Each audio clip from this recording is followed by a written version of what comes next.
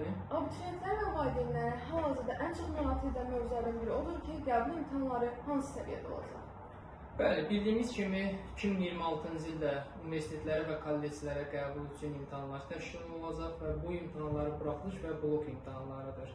Buraxılış imtahanı nəticəsində həm kollecə, həm də 5-ci qrupa gedirlər. 1-2-3-4-cü qruplarda isə həm buraxılış, həm də blok cəmi toplanılır.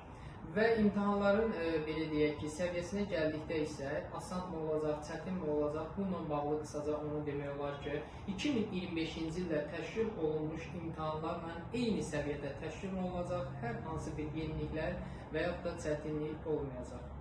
Bəs ballar haqqında nə düşünürsünüz?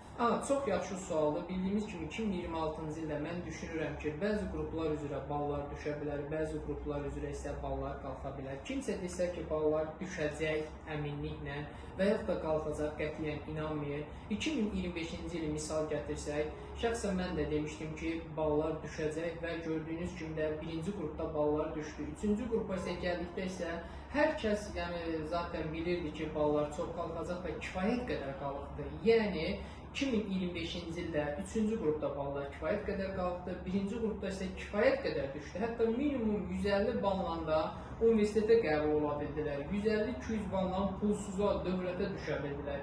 2026-cı ildə isə yenə də eyni qaydada. Çünki ballar abituriyentlərin sayına uyğun olaraq, topladığı ballara uyğun olaraq və plan yerindən asılı olaraq dəyişir. Mənim əsas məsləhətim odur ki, abituriyentlərə yaxşı olacağını düşünün, balların aşağı olacağını düşünün, çalışın və oxuyun. Mən düşünürəm ki, siz çalışsanız, oxusanız, istədiyiniz yerdə tələbə olmaq arzunuza çata bilərsiniz. Təşəkkürlər.